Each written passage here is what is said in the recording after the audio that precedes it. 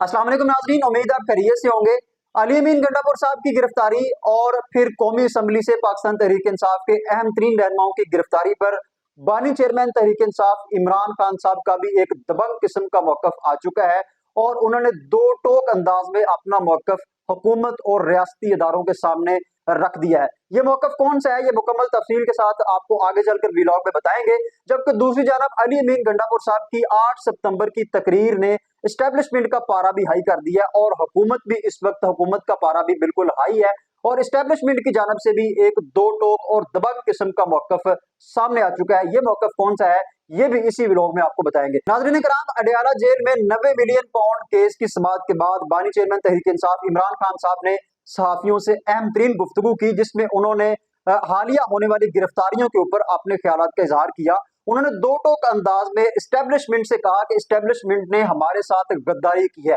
इमरान खान साहब का कहना था कि इससे कबल 22 अगस्त का जो जलसा है वो भी हमने इस्टेब्लिशमेंट के कहने के ऊपर मुलतवी किया था, क्योंकि इस्टेब्लिशमेंट की जानब से हमें ये पैगाम भिजवाया गया कि मुल्क की सलामती के लिए आप अपना ये जलसा तर्क कर दें। इमरान खान साहब ने कहा कि इस्टेब्लिशमेंट की जानब से आजम सवाती को एक नुमाइंदा बनाकर भेजा गया और आजम सवाती से यह कहा गया कि आप बानी चेयरमैन साहब से यह गुजारिश करें कि अपना 22 अगस्त का जलसा जो है वो मुलतवी कर दें। इससे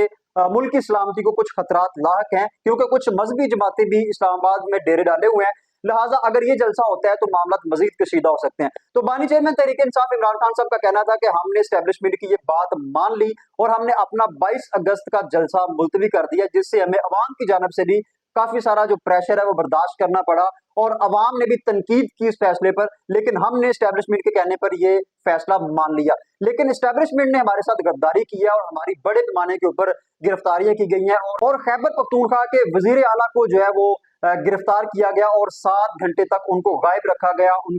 उनके साथ जो जितने भी रास्ते थे वो मुनक़ता हो गए। इसके साथ साथ कौमी असम्बली के अंदर घुसकर हमारे जो सीनियर रहनुमा है, जो मेंबर ऑफ कौमी असम्बली हैं, उनको गिरफ्तार किया गया। तो इमरान खान साहब ने इस हवाले से गहरी तशवीश का इजहार किया और अब उन्होंने दो टोक मौकफ इख्तियार करते हुए हाथ खड़े कर दिए हैं और अब उनका कहना है कि एस्टेब्लिशमेंट के साथ किसी भी किस्म की कोई भी डील नहीं होगी। उन्होंने कहा कि इससे कबल हमने कुछ अपने लीडरान की जिम्मेदारियां लगाई हुई थी कि वो एस्टेब्लिशमेंट के साथ मुज़ाकरात करें और अगर बात बनती नजर आती है तो हम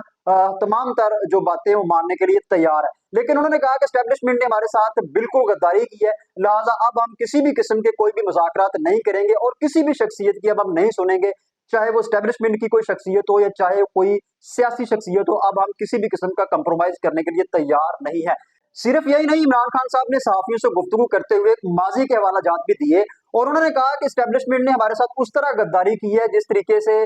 जनरल याहिया खान ने जो है वो शेख मुजीबुर रहमान से गद्दारी की थी। उन्होंने इस बात को कोड किया बाकायदा तौर पर कि शेख मुजीबुर रहमान साहब के साथ एक तरफ तो मुज़ाकरात का अमल जारी था, जबकि दूसरी जानब उनके साथ जो है उनकी पकड़ दकड़ का सिलसिला भी जारी था और उनके साथियों को गिरफ्तार भी किया जा रहा था और मुजीबुर रहमान साहब जो है उनके गिर्द घेरा भी तंग हो रहा था। तो उन्होंने कहा कि जिस तरह जनरल याहिया खान ने शेख मुजीबुर रहमान से गद्दारी की थी, बिल्कुल उसी तरीके से आज की एस्टेब्लिशमेंट हमारे साथ गद्दारी कर रही है। एक तरफ तो मुज़ाकरात की दावत हो रही है और एक तरफ तरले मिन्नतें की जा रही है कि हमारे साथ मुज़ाकरात कर लें, जबकि दूसरी जानब हमारी जमात के गिर्द घेरा भी तंग हो रहा है, हमारे लोगों को गिरफ्तार भी किया जा रहा है और खास तौर पर हमारा एक वजीर आला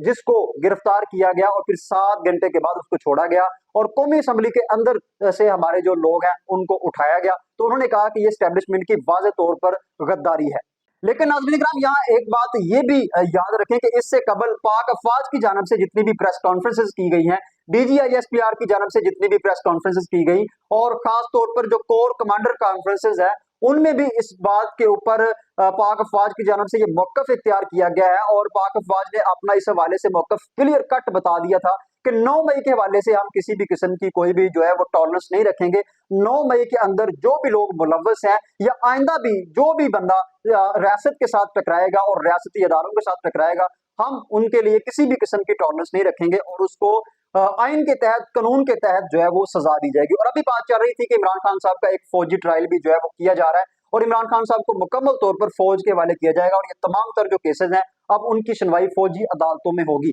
तो इस सूरत हाल के अंदर जब फौज भी अपना मौकफ तय कर चुकी है और वाज़ेह तौर पर बता चुकी है, इमरान खान साहब भी अपना जो है वो उन्होंने मौकफ सामने रख दिया है। फौज कहती है कि हमने मुज़ाकरात नहीं करने और अब इमरान खान साहब ने भी कह दिया कि हमने मुज़ाकरात नहीं करने। बहरहाल कुछ हलकों से ये बातें पहले आ रही थी कि इमरान खान साहब मुज़ाकरात करना चाहते हैं, जबकि कुछ लोग कहते थे कि इमरान खान साहब मुज़ाकरात नहीं करना चाहते, बल्कि फौज की जानब से पेशरफ्त हो रही है और मुल्की अदारे जो है वो चाहते हैं कि इमरान खान साहब एक कदम आगे बढ़ाएं और हम ये मुज़ाकरात करके मुल्क को एक दुरुस्त सम की तरफ लेकर चलें। लेकिन अभी जो 8 सितंबर के जलसे के बाद जो कुछ मुल्क के अंदर हुआ है और जिस तरीके से कौमी असम्बली से लोगों को उठाया गया और पाकिस्तान तहरीक इंसाफ के सीनियर तरीन रहनुमाओं को वहां से उठाया गया, अभी आज कौमी असम्बली के इजलास में स्पीकर कौमी असम्बली सरदार अयाज सादक साहब ने ये बात कही है कि कौमी असम्बली से जो है वो लोगों को उठाना ये डेफिनेटली काबिल तशवीश है और ये ओवरऑल पॉलिटिकल जितनी भी पार्टीज हैं उनके लिए काबिल तशवीश है। कल को कोई और शख्स भी उठाया जा सकता है, किसी और पार्टी का बंदा भी उठाया जा सकता है, लिहाजा हमें इसके ऊपर आवाज बुलंद करनी चाहिए। और अयाज सादक साहब ने कहा कि हमें इसके हवाले से जो भी कानूनी चारा जो करना पड़ी हम उस पर करेंगे, एफआईआर कटवाना पड़ी एफआईआर कटवाएंगे और इसमें जितने भी लोग मुलव्वस हैं उनको इसकी सजा होगी। तो ये थी अब तक की अपडेट्स। बहरहाल इमरान खान साहब की जानब से भी एक दबंग मौकफ आ गया है और दूसरी जानब